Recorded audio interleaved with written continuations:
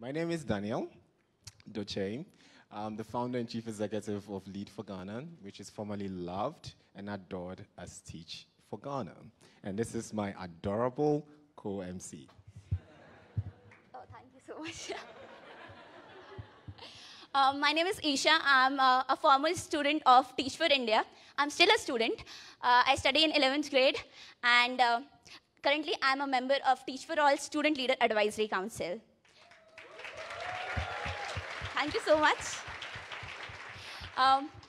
So today we are hosting the network breakthroughs. Yes. Personally, I'm very, very inspired by listening to the commitments that we are all making with our time in Yerevan. It's just been amazing to see how we've engaged with different perspectives on how we can create a future that our kids can possibly change, and also experience how that could look like in Yerevan. But most importantly, also reflecting on the things that we're going to take back with us to our various countries.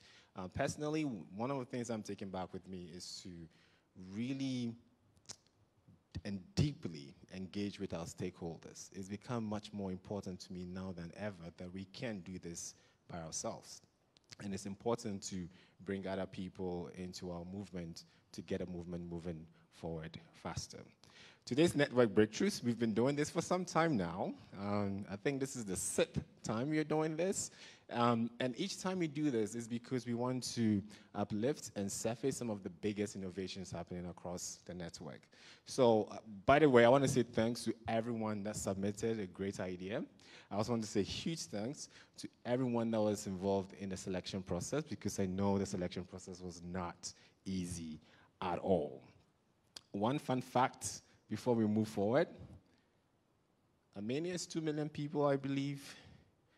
25% of Armenia's population is in this building. Think about that. So not to take too much of your time, I'll hand it over to Isha. So to start our network breakthroughs, we have 3 presenters from India, China, and Paraguay. We will have more. I'm just calling 3 people. So let's call Shaheen Didi on the stage.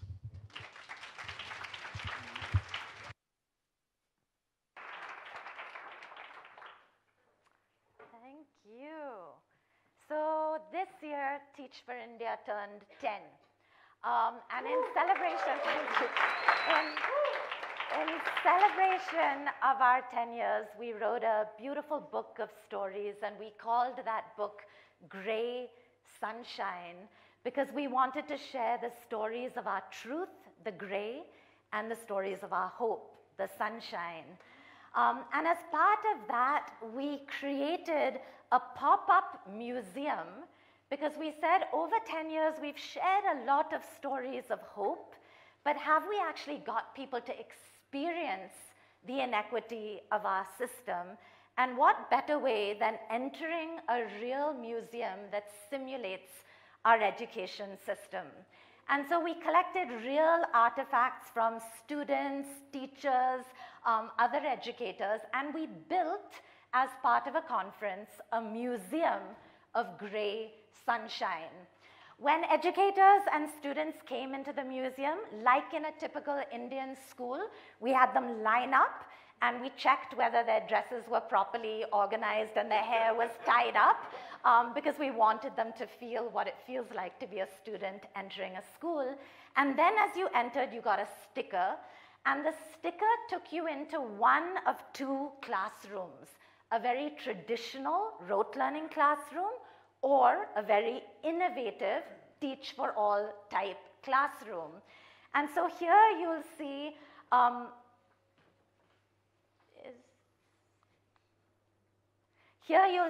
the first classroom where educators actually experienced a teacher with a ruler in her hand shouting at them.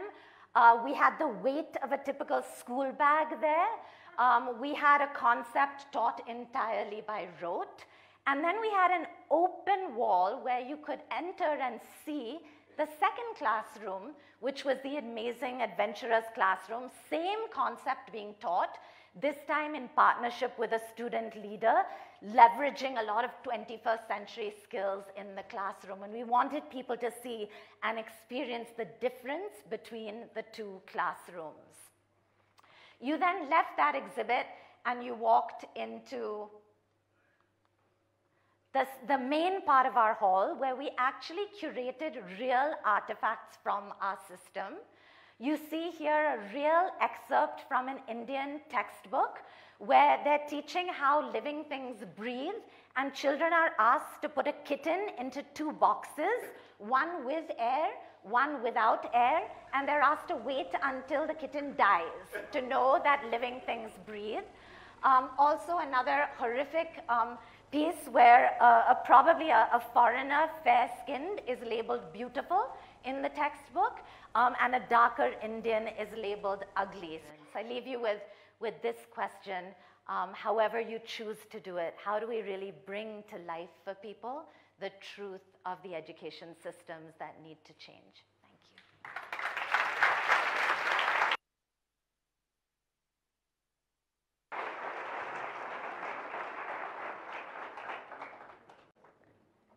Hey everyone, good afternoon. This is Yang Li. I'm from Teach for China. I'm working at Teacher Education and Development Department. So you can say, my department, our team is responsible for teaching, training, and support. So through the 2 years long fellowships. We are based in Beijing. You can see this map. We're here in Beijing, and our fellows, they're in 5 regions across the country. And this school year, we have like 680 fellows have been in teaching 180 placement schools. Although we provide like in-person training and PM support, but it's far more enough to support our new teachers. So in this context, what we should do. So our support should not be one-off, but be customized, sustained, and effective. So I want to introduce some of our solutions here. As a TFC TED, we worked with our experts and our fellow representatives. So we work together to create online learning communication community, and through these online platforms. And we have like real-time interactions and resource sharing happening here, and so our fellows knowing they're not alone. So we developed a year-long teaching support for all fellows here. Take an example. So from the last year, we have worked with famous teachers' studio, and we matched each grade with at least 2 experts. And meanwhile, we will select some outstanding students. Fellows. Yeah, outstanding fellows. So from different grades, and they will work as fellow representatives. So they can work with our experts. They will communicate very often. And then they give feedback to our experts on certain online topic.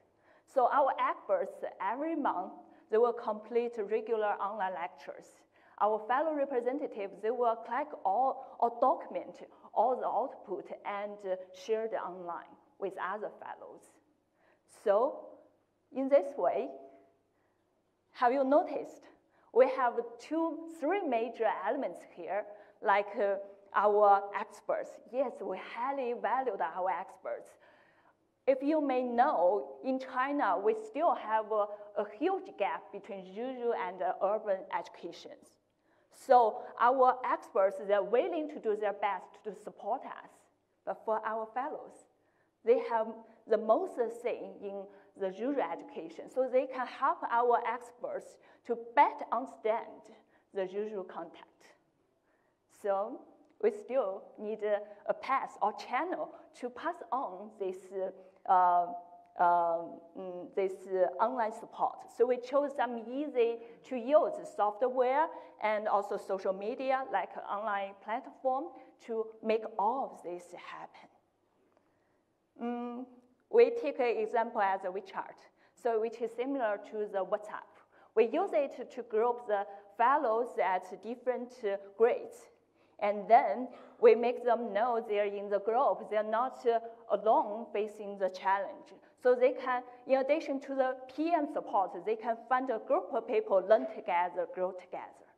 And yeah, here we support hundreds of fellows through dozens of people. And at the same time, we draw more attention and get support from experts in the same field. And at the same time, our fellows, they have professional development and also leadership experience. And you can see, we also provide our online support to our local teachers who are in need, which will further extend our influence. So here, some reflection questions we want to share with you guys. Even though we come from different countries, we may have different situations, but I'm sure there is some similarities in our work. So take a second to think about it. What is your takeaways? And thanks.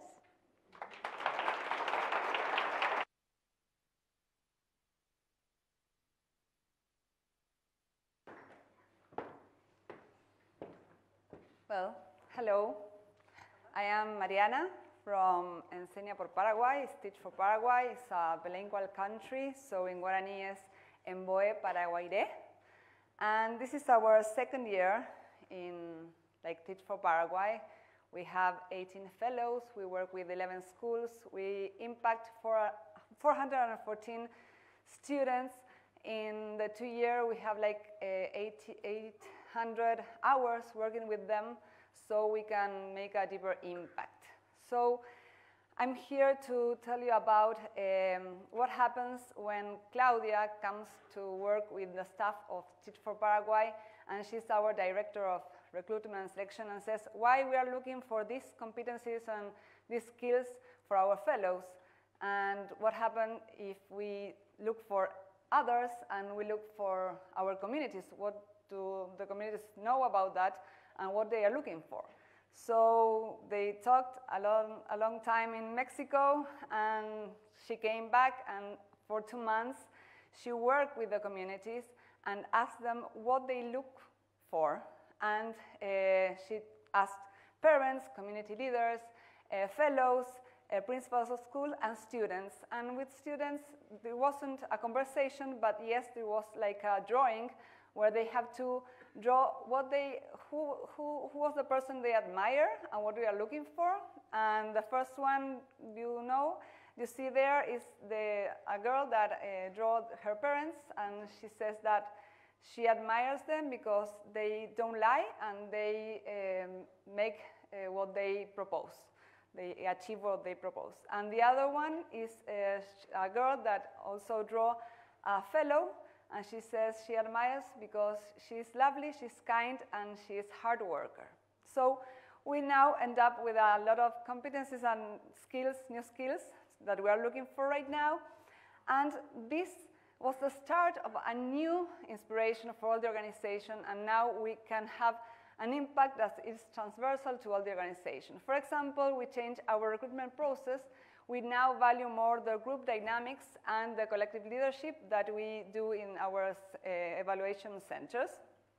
Also in the training part, we work more with the communities. We put the communities in the center, and you know that the Guarani language is not the one mother tongue, is an oral transmission. So children are used to learn speaking and listening, and that forces us to change our methodology, other methodologies, so they can learn faster and better. Also, we started a staff community visits. All the staff, it was like always staff here and fellows here. It was like, do you know what I'm living every day? And okay, let's do it. So every month we go to a staff community visit, and we have three takeovers, very important for us right now, is we seek to work collaboratively, not to serve or not to help the communities, but work with the communities. If we work with the community, we would be able to multiply our impact in the classroom, and we look for areas of convergence, not differences. We work with allies, trying to change mindsets about working with the communities and the community in the center and not other ways. And in the communication part, we redefine concepts, we change vocabularies, we don't use anymore like vulnerable context or things like that, because we realize that we are not so empathic with the communities talking that way. And the last thing, we have a transversal impact. It was in MEL. Fellows right now, they are working on a tool to work with the communities, trying to monitor and evaluation for learning. And well, finally, I would love to have two questions for you. One is, how do our work is looking for what communities want, and how do our work is reflecting the visions of our communities? Thank you so much.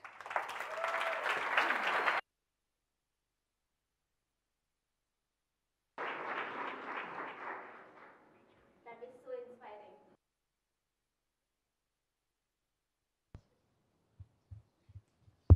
Yes, it's working. Okay, everything was so inspiring. I mean, this was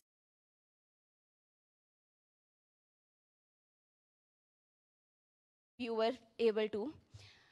It was so great to see that we were not only considering students, we were considering fellows, we were considering educators too, in all the things we are doing.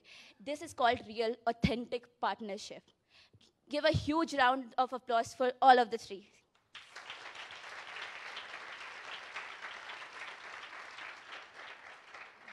Thank you so much for that. Now we have UK, Panama, and US. Can we please welcome them? More energy, 2 times more energy than me. Good afternoon, everyone. My name is Shelly Gonsalves, and I'm the Executive Director for Program Delivery at Teach First. And I'm delighted to have some time with you this afternoon to talk to you a little bit about our postgraduate diploma in education, also known as our training program. We started in 2003, training 186 teachers to work across London. And this year, we trained we are training 1,735 teachers to work across all areas of England and the south of Wales. We're really, really excited about this, but we changed our program in 2017, and we want to tell you a little bit about why we did that, what our theory of change is, and some of the big bets that we've made that we're really looking to see how they're playing out right now. So, our theory of change, 3 things. We know that kids who know more and can apply that knowledge through great skills can become happier adults and can really shape a changing world, just like we've been discussing at this conference. We know that in order to make that happen, our teachers need to be really, really well equipped to develop knowledge and skills in their young people. And for us, that means we need to be training our teachers to be as effective as possible, as quickly as possible, because that's what kids deserve. So how did we do it? We made 5 big bets that I'm going to talk you through today. So firstly, instructional coaching and deliberate practice. Just like an athlete, our teachers need to train. They need a clear goal. They need opportunities to practice. They need to get great feedback so that they can really develop a vision of what good looks like for their practice. Secondly, our teachers need different things at different phases of their development. When they're a novice, when they're starting out, with us they're going to receive far more coaching, far more opportunities to practice.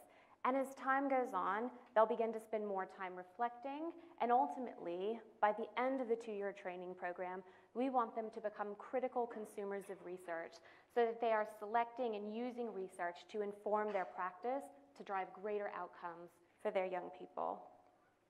Learn the theory and then do it. We choose research that has demonstrated significant impact on pupils that come from low-income communities in particular.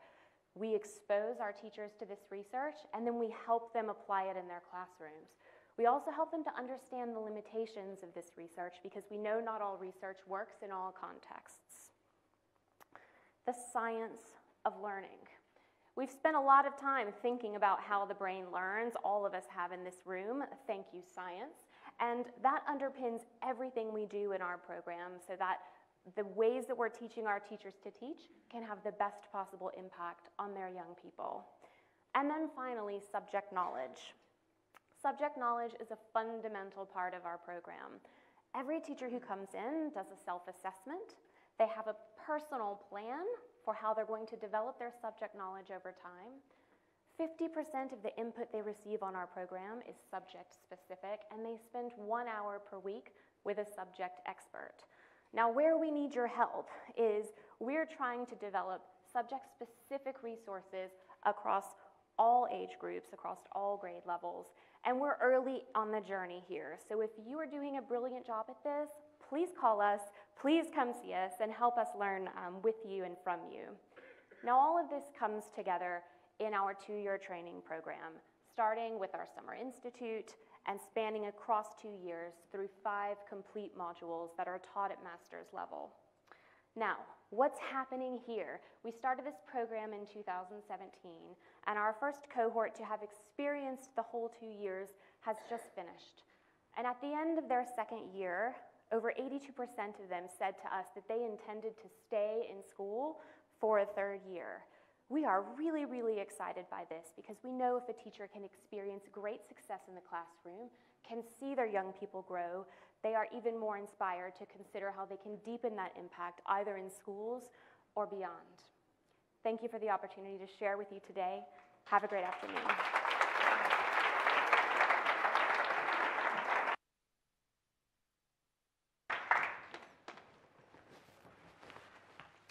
So, hello everybody, my name is Karina. I am from Mexico, but I am really proud to be here representing Panama, Enseña por Panama. So, this is.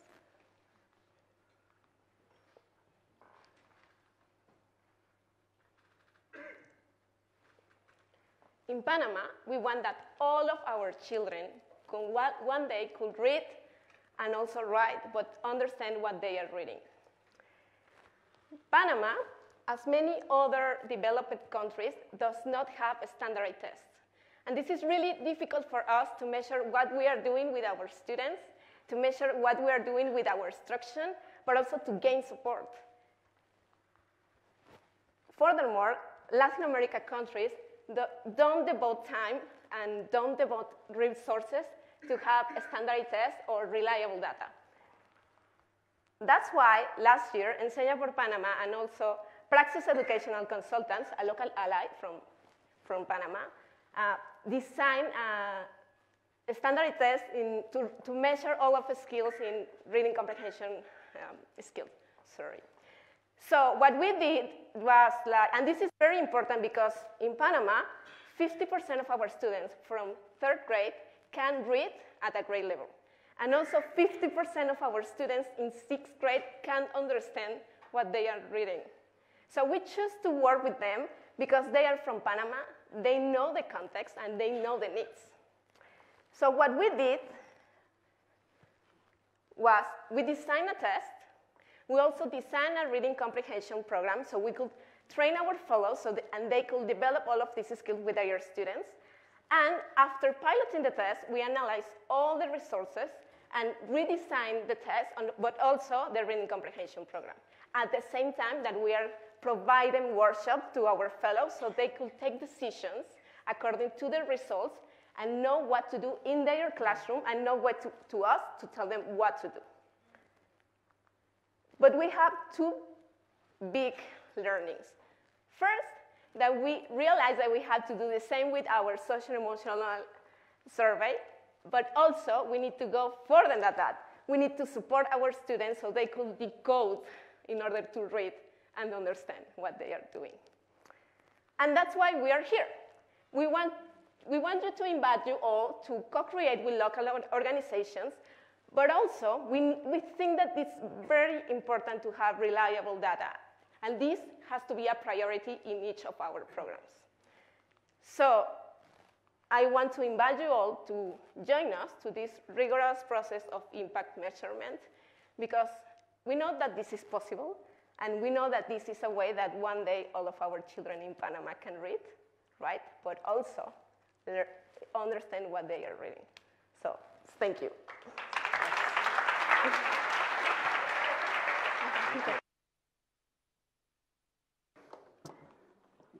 Good afternoon. My name is Michael Aronson, and I have the privilege of representing Teach for America in this session, and it's been an honor to be here this week. I'm here to share a little bit about a project that we started 3 years ago. We named the project Polaris, which was a project where we were rebuilding our website. But when we started this effort, we wanted to be sure that we were staying true to the idea that this was not just about rebuilding our website. It was actually about creating a digital experience for our participants that put their needs first and not our own, and that it would fuel our mission in new and powerful ways. Our old website was designed from an organizational first perspective. Every team would get a page, and they would load their content and put it out into the world. The result over time was that we had thousands of pages of content, some dating back 15 years, and the vast majority of our site was seeing zero traffic or engagement. It was definitely not centered around our participants. Our vision was to design a digital experience that put our participants at the center, where we understood their needs and put those needs, interests, and behaviors ahead of our own. This mindset shift alone was a breakthrough. How did we get started? We started by looking very carefully at what our participants experience from the moment they first engage with Teach for America and express interest, through their application process, into the classroom, and beyond into alumnihood. We looked carefully at every moment. What are they thinking? What are they feeling? What are we asking them to do? What do they want to do? We saw huge opportunities and realized we were losing people at every step. It would be essential that we would design a digital ecosystem that's centered on their journey, meeting their needs at every step of the way. If you have not done this exercise for your own program, I highly encourage it, and we would be thrilled to partner with you to support more about our learnings here. What did this lead to? We redesigned a digital experience centered on the idea that we would always put the right content in the right format in front of our participants at the right time, regardless of who's responsible for that content internally. This is our vision and has led to the overhaul of our digital platform. What are the results so far? They're encouraging. In 1 year's time, we have 1.5 million new users to our site that are registered. The site is faster and the content is more appealing. And most importantly, as we work harder than ever to compel the next generation of exceptional leaders in America to join this work, we've seen a 23% jump in competitive applications that have started. This is really encouraging and really important. But honestly, I want to stress one idea, because we all know in this room that while a digital platform centering on our users is a really important step, it's never going to replace the human experience in our work. What is actually going to compel the next generation to join us, or what will help a new teacher who's struggling in their classroom, or help an alum navigate a key transition in their life, will be the human connection to students, our communities, and this powerful global network of connection and learning for all of our participants. So that also must remain our North Star. Thank you very much.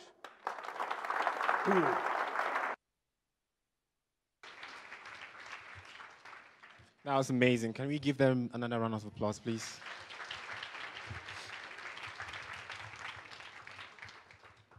I'll be lying to you if I tell you guys that I'm feeling so much energized from you guys. I need to hear more.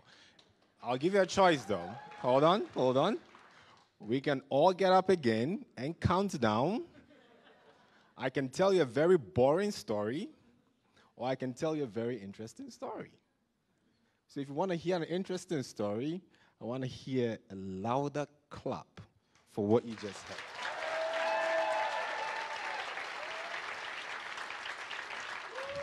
Thank you.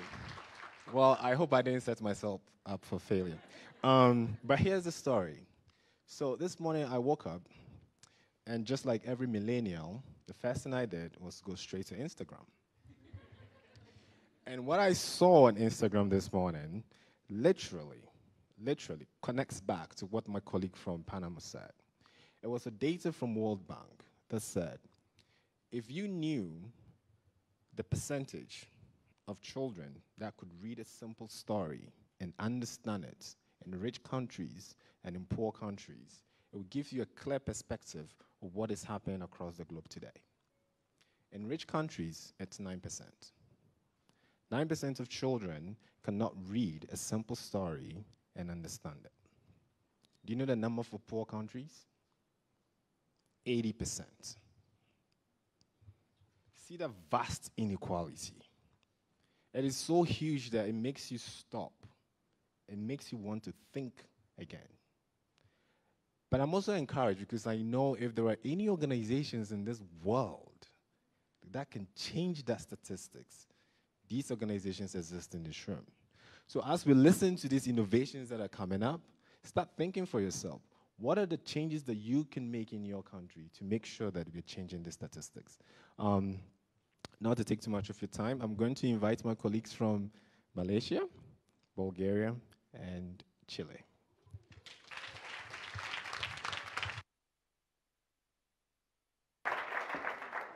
Hello everyone, I'm Evelina from Teach for Bulgaria, and today I'm going to tell you about the adventure, which is about alumni, students, and participants, so listen closely. So first of all, how long do you think it will take a classroom to implement the peer tutoring program?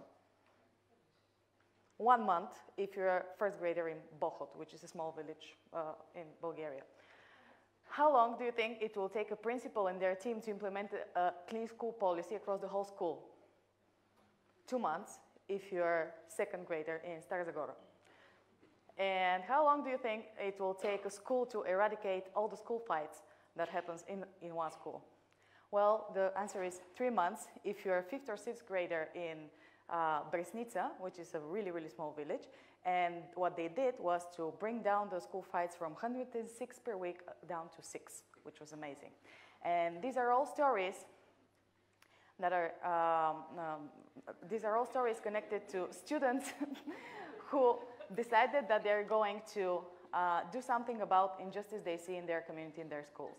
So the adventure It's Up to Me is an alumni-led initiative focused on developing student leadership through gamified approach. It has 3 levels. So the first level is the I level, where every student chooses an injustice they want to fight up against, and they decide what they're going to do over the course of 4 weeks in order to do something about this injustice.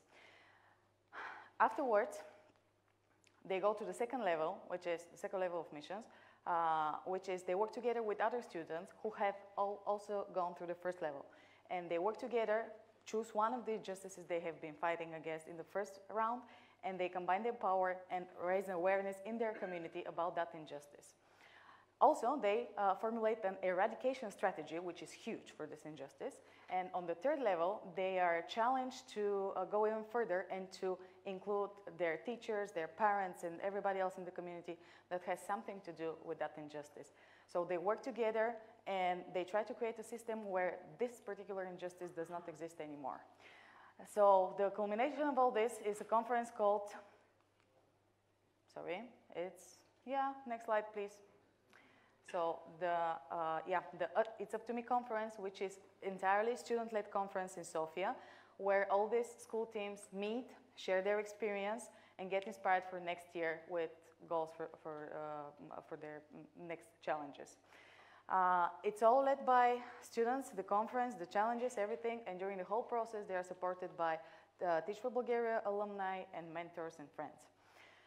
So the impact of all this is, first of all, of course, with numbers. So the adventure's reach has been steadily growing throughout the years. And last year, we reached over 3,000 students from more than 15 communities, and what they did was really amazing. It has positive impact both on students and on teachers, And the positive impact on students, it's not only for those students who went through all the missions and went to the conference, but also for those of them who tried but didn't succeed, because they have the time and space to reflect and the support to recommit to their goals for next year. And the positive impact on teachers is clear because they have this solid program with a lot of support that can lead to developing student leadership in their classroom with the support of Teach for Bulgaria alumni. And I would like to leave you with this thought. What would be possible for our communities and our schools if the norm was for the students to take up responsibility, to fight injustice, and to reflect on their experience? What would be possible for our world? And if you would like to implement this program with your alumni and your communities, contact Radost Bojčeva, and let's make the adventure the international normal. Thank you.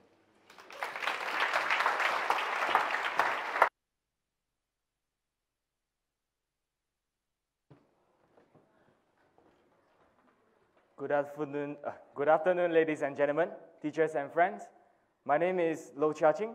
I come from Malaysia, and I'm a part of Teach for All Student Leader Advisory Council.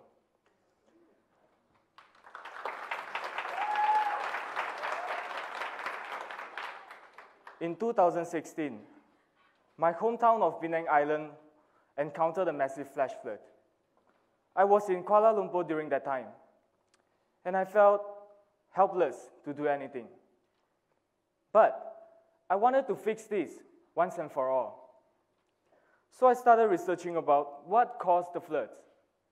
And I found out that more than 60% of floods in Malaysia are caused by clogged drains. I formed a team of 4 secondary school students to help me create solutions to tackle the problem of flooding. We brainstormed solutions for a few weeks and also spoke to the city council cleaner. We have discovered that the authorities have no way of knowing if a drain is clogged and needs cleaning, leading to overflowing drains and flooding during heavy rains. So we thought that getting regular data of a situation of a drain will help to prevent this. We created a device which, when placed in the drains, collects data and lets the authorities know when it needs cleaning.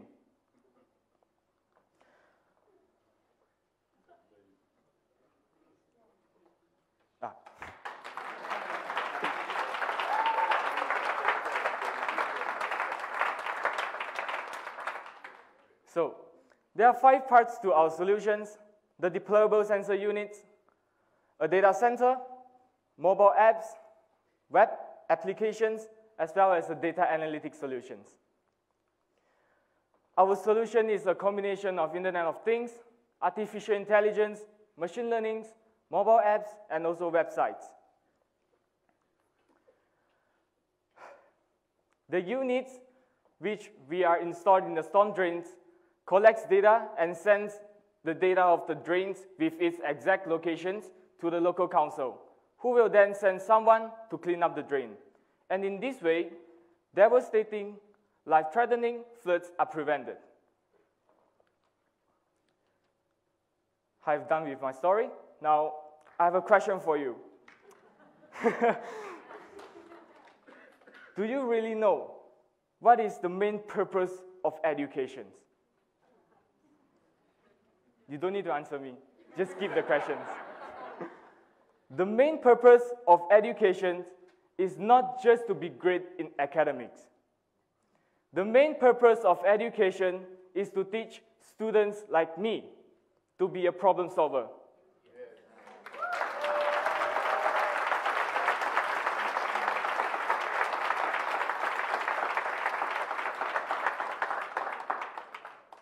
Not only for the future, but right now. Thank you.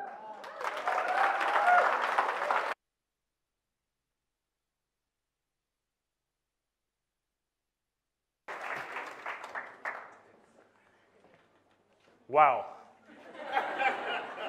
I don't know if I'm prepared to talk after him. So let me tell you a story. It was the year 2017, and I was in the Great Place to Work ceremony. Enseña Chile had won the second prize. And the CEO of a very important company in our nation, Jean-Michel Cavani, a Frenchman. He was the son of a working man, very low-income background. He came to me after winning the prize, and he said, I wonder why in your country CEOs from important backgrounds, from important companies, don't share my background. Everyone seems to come from the same schools, from the same high-income backgrounds. So we gathered a coffee first thing the next day, and after some talk, he asked me if I could work, if Enseña Chile could work in the school where his industry was located in the far north of our nation, in the middle of the desert. I was, thinking about it, saying, you know what, this doesn't really, this is not part of our mission. So I was finding a way of politely saying no, when suddenly I had like a flashback. I had a deja vu and went to our global conference in China, 2013, and suddenly I start hearing Wendy Kopp. And she was starting the conference and giving us a question. She was, what are we aiming for? Who is making those decisions? Introducing us to contextualized vision, right? The early days. And then in a workshop, I was seeing Stephen Farr. Now the global, the leader, the director of the Global Learning Lab. And he was asking us another question. He was saying, is yours a learning organization? It didn't stop there. Then I flew to New Zealand. And I felt myself in the middle of the CEO retreat. And I saw the Maori guide, the paddling guide, telling us, if we paddle together, we can go forward together. And I was like, wow, so many pearls that we've been able to grasp all these years. This is my 11th conference, just to let you know.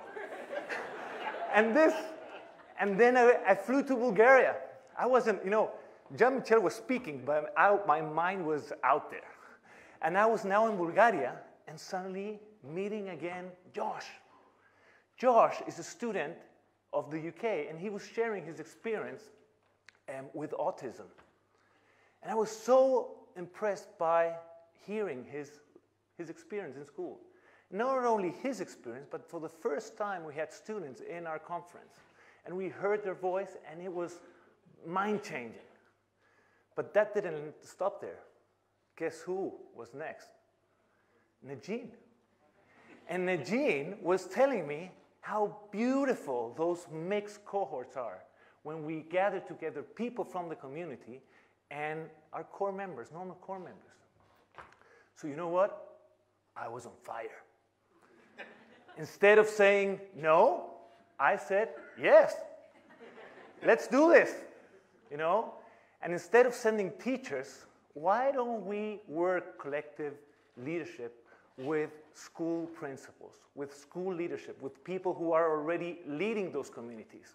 Why don't we share all these treasures of contextualized vision, of learning organization, learning loops, and serving and getting the voice, unlocking the voice of student, parents, and teachers with those people who are already there and are amazing? So you know what? We said, let's do this. Let's do a pilot in the middle of the desert where we can change this, punitive environment into a learning environment, into a learning organization. And that's why we call it Schools That Learn.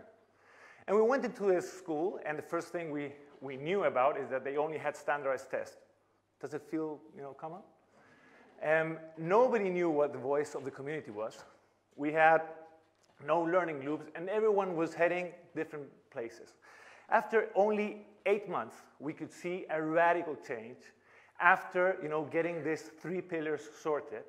So much change in the environment, so much change in the learning of our students that we said, you know what? In 2018, we're going to do not only in one school, we're going to do it in 6 schools in 5 regions, different schools, to see what is this all about.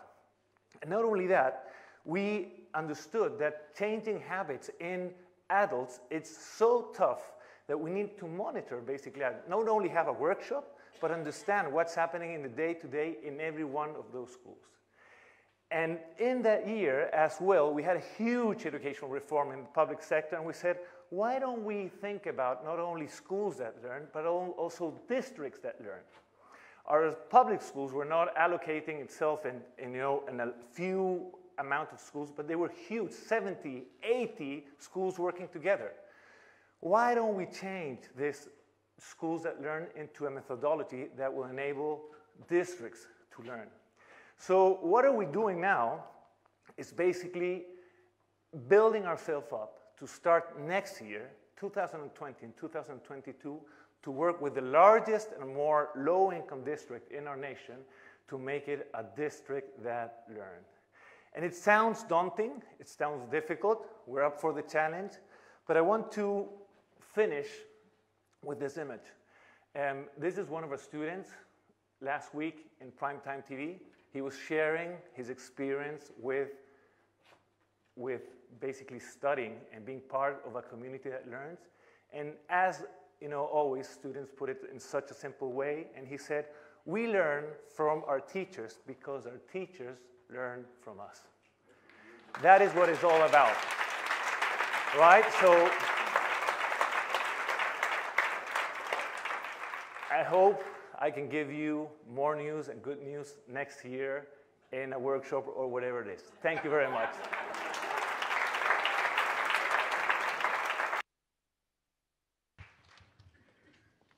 We are back, but we are leaving too. Some might be happy about it. No, okay, fine. Jokes apart, how was the session? How was the network breakthroughs?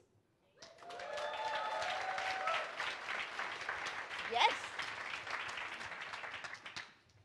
Thank you very much, Isha. Do you guys want to hear an interesting story? Yeah? No? Okay.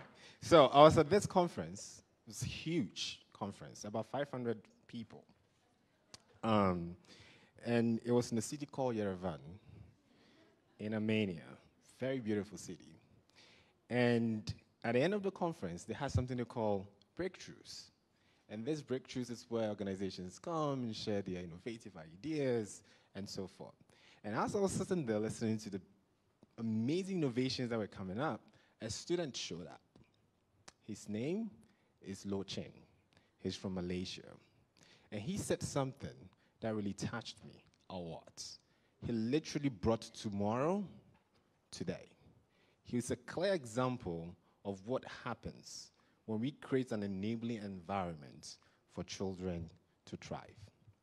And what he said was, education, or the purpose of education, is to educate people like him to solve problems, not just for today, but for tomorrow.